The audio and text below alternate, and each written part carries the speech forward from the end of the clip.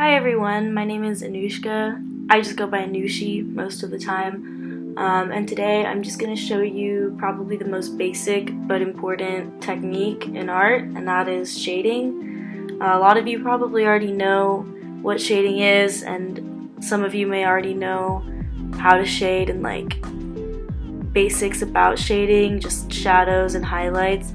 But for those who don't, I'm going to give you a little tutorial on how to do it with a simple sphere. So yeah, let's just get into it. Before I begin, I just want to say that I'm making a guideline right now, so you don't actually need to draw it out. But the first thing that you want to do is just draw a circle. It doesn't have to be a perfect circle. As you can see in the video here, mine is not. So the next thing I want to do is indicate a light source.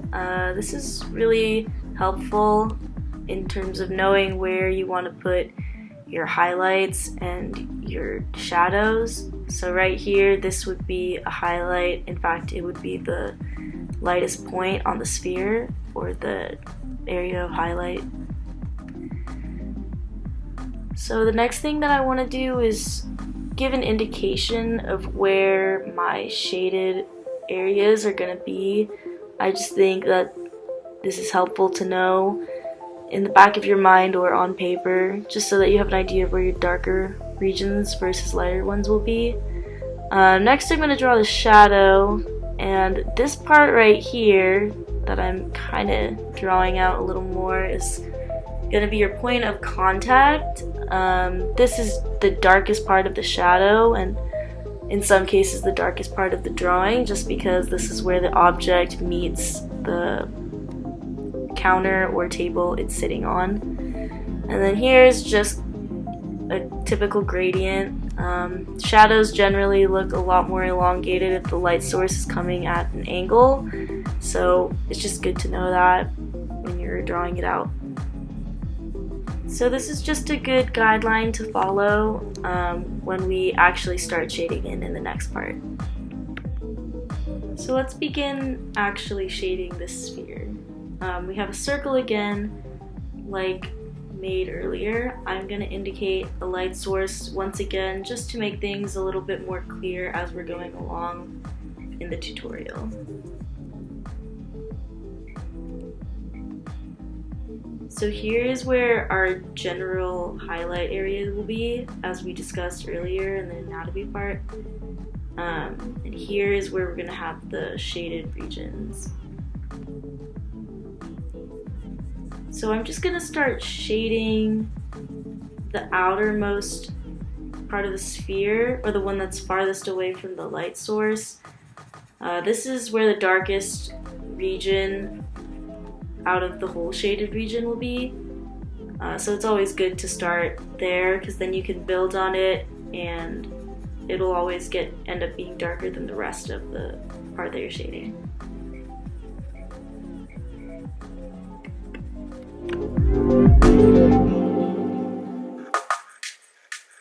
As you're going along with the shading process, it's always good to keep in mind how you're shading and what strokes you're using.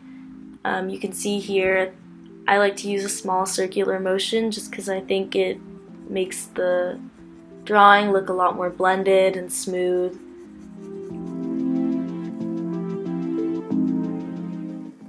Something else I think that's really important to keep in mind is how much pressure you're applying as you move from the point on the sphere that's farthest from the light source as you approach the light source itself. The amount of pressure that you use is proportional to how dark your shading is going to be. So if you're starting at the point farther away from the light source, you want to apply more pressure so that it makes it darker, as you can see here, versus what it'll look like as you approach the light source, which is lighter.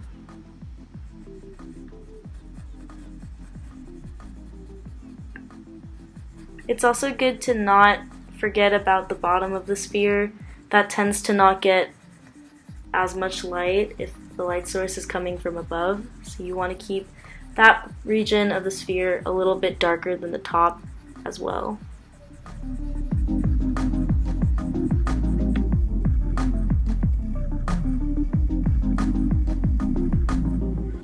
So here I'm gonna kind of redefine my highlighted area by taking my eraser and just sort of taking out a large chunk of where the highlight would be. And then I'm gonna take my finger and just blend everything together because I think it makes things look a lot more smooth and a lot more just combined.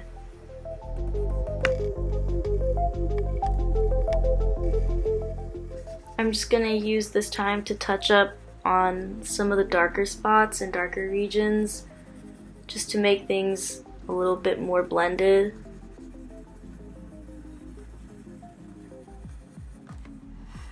Making sure you don't forget that little dark part underneath the sphere.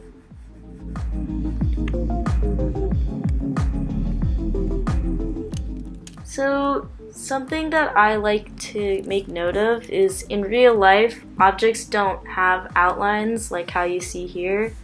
So what I'm gonna do is I'm just gonna go behind the sphere, right behind, and kind of make an indication of a background by making the area where the lightest part of the sphere is have the darkest background, and it'll slowly get a little bit lighter just to give contrast and just make things look a little bit more put together.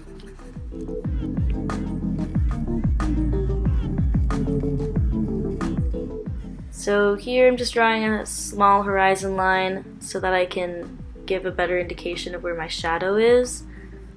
I'm going to start here at the point of contact and just kind of gently move my pencil outwards, making sure that my strokes are a little bit lighter as they go out versus at the point of contact where they should be really nice and dark.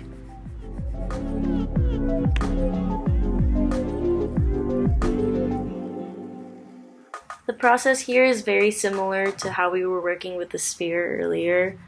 You just kind of find your darkest points, find the areas where they'll be lighter, and then to make things blend a little bit cleaner, you can just take your finger and just blend it all together. So here's what the final product should look like. I hope you enjoyed. This is just a really basic tutorial for shading, and if you would like to see more videos, please let me know.